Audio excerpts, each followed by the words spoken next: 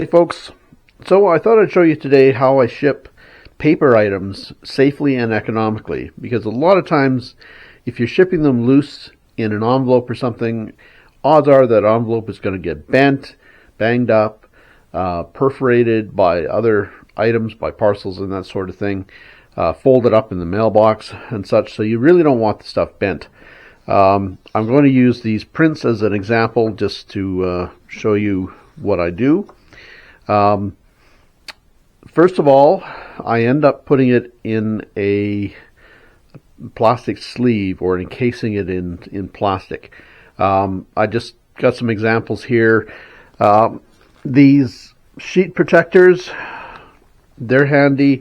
You can pick them up at garage sales fairly inexpensively. They are more expensive and such at Staples and various stationery stores and such, but you can pick them up at garage sales and that sort of thing. If you use professional type sleeves, this one is a used one. So save your used ones for shipping purposes. You can end up reusing them and making some safe shipping packaging. So you can use those. This is just, I picked up a whole roll of bags, these long, fairly long, I think probably, I don't know, 2 foot, 3 foot long bags. So they're handy for packaging and for shipping. So I save all my offcuts and such to ship smaller items. There's also, these are actually goldfish bags or fish bags from a pet store that I obtained. So yeah, and they're handy as well. So any flat bag really, or flat sleeve type material can be used. So what I'm going to do is use one of these bags to show you kind of what I do. We'll use one of them.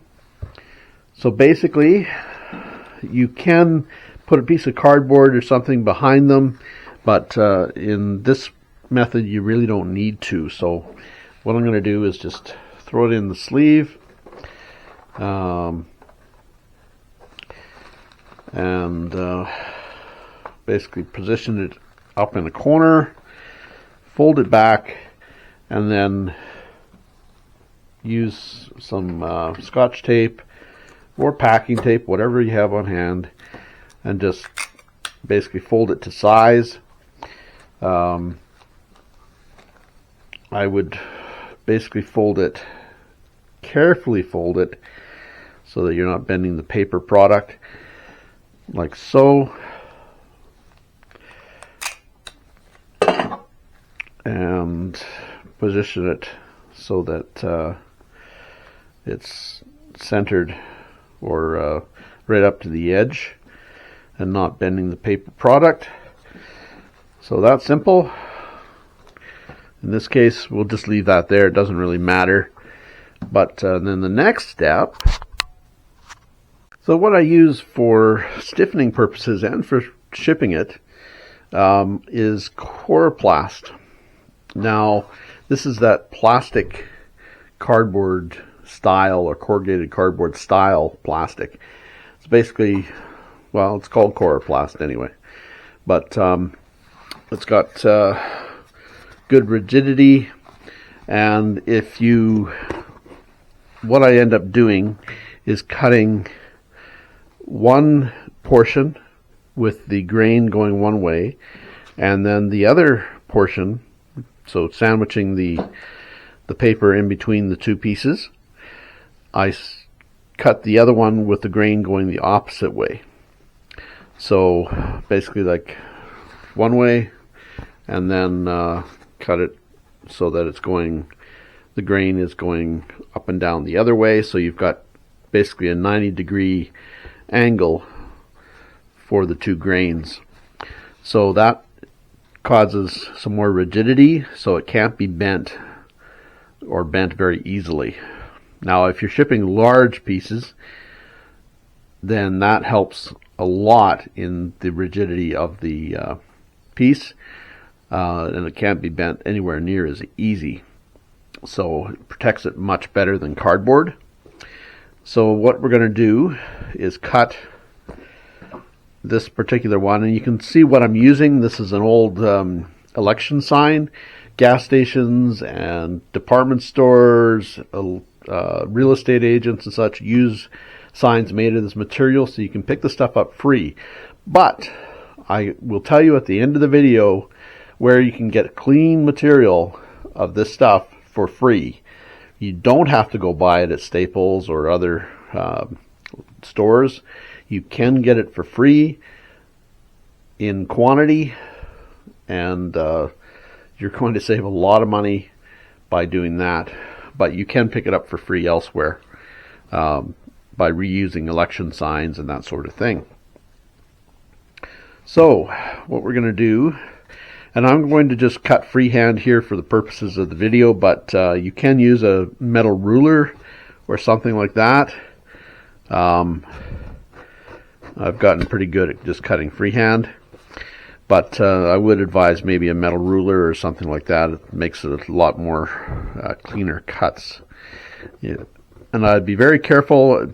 If you can measure the piece and then add a centimeter or a half inch on either side to center the piece in, but make sure you've got pieces, basically some leeway on each side and the ends of the paper. So I'll just sort of use this to roughly measure it out. Actually, maybe we'll fold this up too, so we'll put that there. The one good thing about using old signs, you can actually score a line, and it will you'll be able to see the line. I would advise putting it down on the table and cutting on a piece of waste plywood or something. But what I'm doing is just freehanding it for the video, and that's how I cut it freehand. But I would advise using it on the table, using a metal ruler or a carpenter's square and cutting it. It makes for much more accurate cuts. But like I said, for the purpose of the video, I'm just freehanding it. So there's one piece. And like I said, the next piece that I cut will have the grain going the opposite way. So like you'll be able to see an edge and the other edge like this. So I'll do that. And I'm going to have to find a good piece in here because there's all kinds of bends and such in this particular piece of CorePlast. But there we go. Okay. And like I said, probably best to use a carpenter's square or other metal ruler to do your cutting with a piece of plywood or wood underneath so that you're not damaging your table. So let's see here. Because this is a little bit dangerous to do it this way. But like I said, for the purpose of the video, that's what I'm doing. So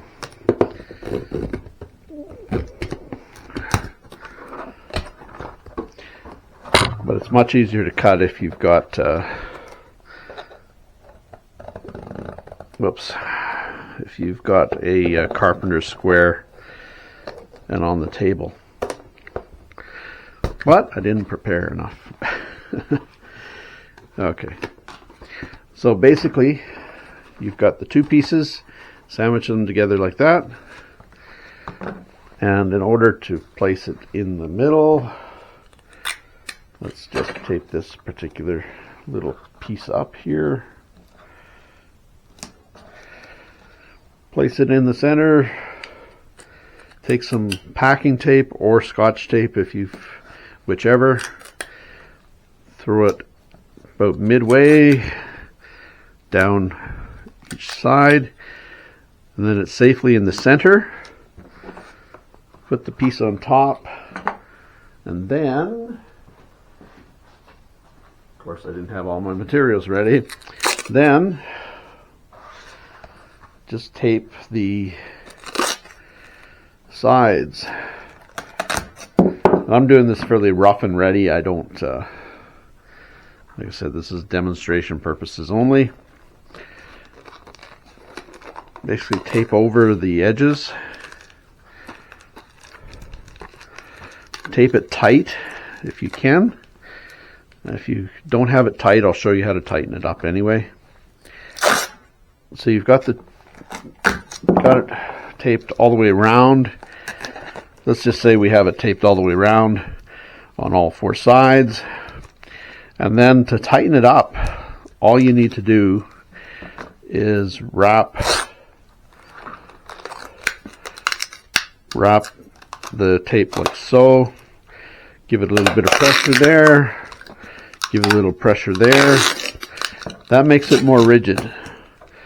So every time you see a gap like this, you see a bit of a gap, it's not going to be as rigid as it should. So tighten it up a little bit like that.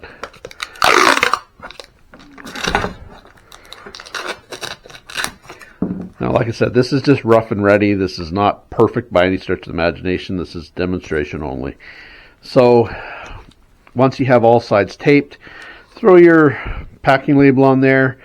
The sticky labels, depending upon the labels you've got, I would recommend taping over the label entirely and wrapping it right around so that label doesn't go astray, because sometimes they will peel off.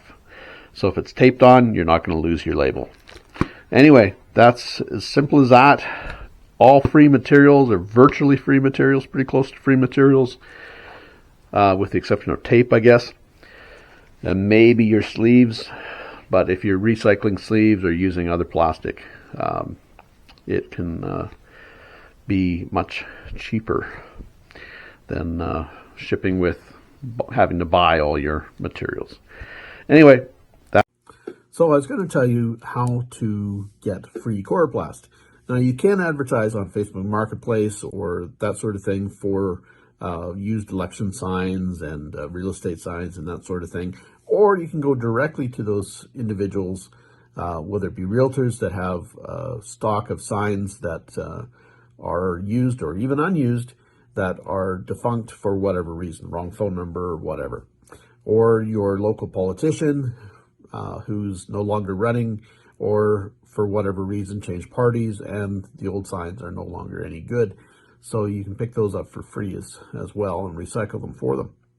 Or the other thing is finding a local sign manufacturing company or sign company in your area that manufactures signs, because the sheets of CorePlast come in usually 4x8 sheets. So if they're making signs that are 5x3 or whatever size, there'll be waste. So you'll end up being able to pick up stacks of this CorePlast free of charge. Small sign companies may reuse some of this material, but it may get down to a certain size where they can't reuse it anymore. They can't make signs of a small size, and you can still use that small stuff for shipping small pieces of paper and paper items. Anyway, so check out those sources. Don't go to Staples and be buying CorePlast. You really don't need to. Anyway, thanks for watching, guys. Please be sure to like and subscribe and check out our other videos on antiquing, picking, thrifting, scrapping, etc. Take care, folks.